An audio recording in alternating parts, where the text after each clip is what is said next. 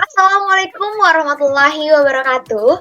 Shalom, Om Swastiastu, Namo Buddhaya, salam kebajikan, selamat pagi dan salam sejahtera bagi kita semua. Salam bela negara. Yang terhormat Miss Maria Febiana Kristanti MSI selaku dosen mata kuliah Teori Komunikasi. Tak kenal maka tak sayang, kalau udah sayang jangan di ghosting. Maka dari itu perkenalkan saya Haura Askobakis dengan NIM 211041108 kelas J, rumahnya di Depok dekat Ayu Ting Ting. Baik, di sini saya akan menjelaskan terkait materi teori metaforis dalam komunikasi nonverbal dari seorang ahli bernama Albert Mehrabian. Baik, sebelumnya saya akan menjelaskan terkait prolog dari Albert Mehrabian itu sendiri. Albert Mehrabian merupakan seorang profesor dari Emeritus Psychology University of California, Los Angeles. Beliau lahir pada tahun 1939 di Iran.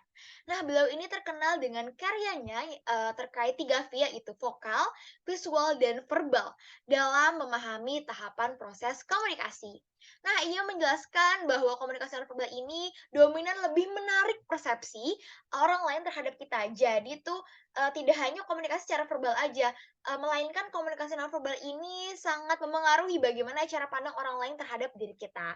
Nah, maka dari itu ia mencetuskan teori metaforis dalam komunikasi nonverbal untuk kajiannya terkait 3V ini. Nah, 3V dalam komunikasi dan memahami tahapan proses komunikasi. Komunikasi merupakan suatu proses penyampaian informasi, ada pesan, ide maupun gagasan dari komunikator kepada komunikan atau dari pihak satu kepada pihak lainnya. Nah, pada umumnya ini terkadang untuk komunikasi dilakukan secara verbal ya, seperti ini secara lisan, yang dapat dimengerti oleh satu sama lain nih antara kedua belah pihak. Nah, tapi jika tidak ada bahasa verbal yang dapat dimengerti oleh keduanya, baik dari komunikator ke komunikan atau dari kedua belah pihak, hal tersebut juga masih bisa dilakukan dengan komunikasi nonverbal. Misalnya ada pakai gestur tubuh, terus menunjukkan sikap tertentu seperti mengangkat bahu, tersenyum, dan seperti ini juga sudah sudah termasuk menjadi komunikasi nonverbal. Baik. Nah, selanjutnya, nah di sini ada istilah 3V, tadi ada vokal, lalu ada visual, dan verbal. Dalam komunikasi nonverbal ini merupakan hasil penelitian dari Profesor Albert Mehrabian. Nah, ia telah mempelopori pemahaman komunikasi sejak tahun 1960. Nah, secara sederhana ini, hasil penelitiannya mengenai 3V sebagai suatu karyanya itu dalam eee, apa ya, melengkapkan atau merepresentasikan dari komunikasi nonverbal ini umum disampaikan sebagai berikut. Yang pertama ini, di sini ada 7% dari makna dari pesan yang telah disampaikan yang ditangkap melalui verbal atau words atau kata-kata. Nah, lalu di sini ada 38% makna dari pesan yang disampaikan yang ditangkap oleh vokal atau intonasi. Nah, yang ketiga ini ada terdapat 55% makna dari pesan disampaikan oleh lewat visual, yaitu bahasa tubuh, gestur yang tadi sudah aku contohkan. Nah, Prof. Meharbian ini tidak mengatakan bahwa 3V ini digunakan untuk segala kondisi. Nah, ini akan berlaku dalam situasi di mana ada ketidaksesuaian nih antara kata dengan ekspresi. Artinya, mungkin ada ketidakcocokan gitu antara ekspresi wajah dengan mungkin apa yang dibicarakan. Nah, kita nih sebagai manusia cenderung percaya ekspresi wajah itu tampak bukan dari kata yang telah diucapkan. Baik. Oke, baik. Selanjutnya adalah the assumption of theory metaforis. Nah, proses komunikasi ini dapat terjadi apabila adanya interaksi dan penyampaian pesan untuk mewujudkan motif komunikasi itu sendiri. Nah, proses komunikasi ini dapat terjadi apabila adanya interaksi dari satu sama lain. Lalu proses komunikasi ini bagaimana komunikator menyampaikan pesan kepada komunikan sehingga dapat menciptakan suatu persepsi makna dari komunikan dengan komunikator. Nah, adanya teori metaforis dari Mehrabian ini merepresentasikan bagaimana cara seorang komunikator menempatkan sikap dan perilakunya condong ke arah nonverbal berdasarkan kelompok fungsinya. Jadi jika dia memang sudah istilahnya tidak bisa menggunakan kata-kata verbal ini, dia juga langsung mengeluarkan perilaku yang mencondong kepada arah nonverbal. Nah, teori ini menggunakan pendekatan fungsional yang isinya komunikasi nonverbal itu sendiri serta memiliki arti yang berbeda untuk menunjukkan kesamaan atau persepsi sementara dalam jumlah yang berbeda. Baik, di sini seperti yang dijelaskan bahwa teori Mehrabian menempatkan perilaku nonverbal ke dalam pengelompokan fungsi. Nah, dia memandang bahwa komunikasi nonverbal ini berada dalam 3 kontinum. Nah, yang pertama ini dominan, dan submisif, yaitu kekuasaan dan status.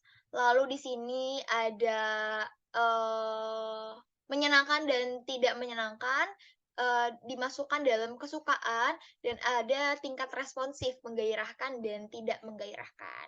Nah, metafora ini, dikelompokkan masing-masing seperti contoh metafora kesukaan atau status mencerminkan tingkatan di mana perilaku nonverbal mengkomunikasi dominasi atau submisi. Nah, metafora kesukaan ini didasarkan pada kontinum menyenangkan dan tidak menyenangkan. Sedangkan metafora tingkat responsif ini didasarkan pada kontinum menggairahkan atau tidak menggairahkan. Nah, hampir setiap pesan nonverbal dapat dianalisis, setiap fungsinya masing-masing ya. Misalkan responsif ini apakah ia menggairahkan atau tidak menggairahkan. Menggairahkan tuh bermasuk kayak seperti apakah responnya itu excited gitu. Seperti ada yang ngomong, "Wah, iya iya," gitu. Itu tuh termasuk hal-hal yang excited gitu. Oke. Nah, eee di sini terdapat ada fokus elemen of teori metaforis. Nah, seperti yang dibilang, misalnya dalam, tadi yang seperti contoh terdapat senyuman nih, dapat mengindikasikan adanya kesenangan, kegairahan, dan kesukaan. Nah, teori teori Mehrabian ini dapat diterapkan pada semua komunikasi nonverbal, meskipun paling sesuai yang diterapkan pada, penandaan kinesik, paralanguage, sentuhan, jarak, dan ruang. Penandaan kinesik itu ada seperti gerak tubuh, kayak body, apa ya bedanya, gestur tubuh, paralanguage ada suara, haptis ada sentuhan, dan prosemik atau jarak. Oke, baik, karena tadi kita sudah memfokuskan elemen of komunikasi nonverbal, nah berikut adalah, elemen-elemen nonverbal secara umum. Nah, elemen nonverbal secara umum yang pertama ada face expression atau ekspresi wajah. Nah, wajah ini mampu menyampaikan emosi yang tak terhitung jumlahnya tanpa mengucapkan sepatah kata apapun. Misalkan kalau misalnya aku kayak gini, kayak kelihatannya kayak lagi kesel, lagi judes, atau enggak kayak gini lagi ceria gitu kan, itu bisa apa ya, apa ya, merepresentasikan bahwa wajah tersebut, ekspresi wajah tersebut tuh lagi kenapa, begitu. Lalu ada gerakan nih dan postur tubuh, misalkan kita gerakannya seperti orang gelisah, itu tuh udah bisa apa ya, bisa menjawab kalau misalkan seorang ini tuh udah, "Wah, ini dia lagi gelisah nih, lagi apa," kayak gitu. Nah, ada gestur. Gestur juga, kayak seperti melambai, menunjuk, berikan isyarat, itu juga udah apa ya, termasuk dalam komunikasi nonverbal. Nah, ada eye contact nih. Kayak kita cuman gini doang nih, kayak misalkan aku nih, aku sama teman kadang tuh suka kayak, lagi diem-dieman nih atau enggak kayak lagi bahas orang gitu. Orang lewat nih, misalkan cowok ganteng dia lewat, terus aku sama temen kayak langsung eye contact gitu. Kayak seakan-akan tuh ada pesan dari aku sama temen aku, bahwa bilang, orang yang tersebut yang lewat di depan kita tuh ganteng gitu. Jadi kayak secara langsung itu ada komunikasi gitu, dalam komunikasi nonverbal. Nah, ada ruang nih. Nah, kadang tuh ruang sebagai apa ya, kayak acuan nih, apakah kita nyaman gak sih komunikasi tersebut? Karena tuh, kadang kita kalau misalnya komunikasi di ruang yang tidak nyaman, kan kita juga nggak enak deh komunikasinya. Nah, terus ada suara. Suara tuh, bagaimana kayak cara kita menyampaikannya, misalkan kayak, dipanggil nih, "Aura," gini, "Hah? Apa?" Gitu. "Hah? Iya, heeh," gitu. Kayak iya, heeh, itu kan biasanya kayak, oh iya ini menandakan bahwa dia tuh setuju, kayak gitu. Oke, baik, berikut adalah kesimpulannya. Nah, komunikasi ini, secara semata-mata bukan hanya terkait secara komunikasi verbal saja, secara berbicara dengan langsung, tetapi juga ada pemaknaan pesan dalamnya, yaitu dalam komunikasi nonverbal. Bagaimana pesan tersebut disampaikan dengan makna tersirat sesuai dengan apa yang dipahami baik dari komunikator atau komunikan.